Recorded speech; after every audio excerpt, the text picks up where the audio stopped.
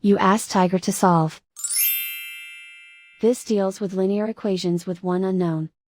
The final result is x equals -6. Let's solve it step by step. Move the negative sign from the denominator to the numerator. Group all constants on the right side of the equation.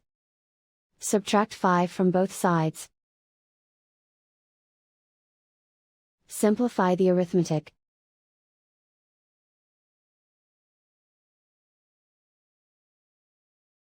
Isolate the x.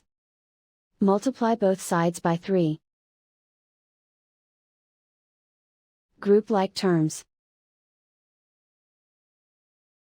Multiply the coefficients. Simplify the arithmetic.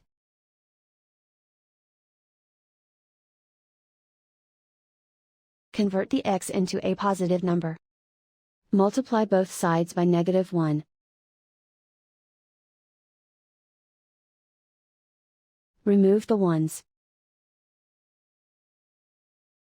Simplify the arithmetic. And so the final result is x equals -6.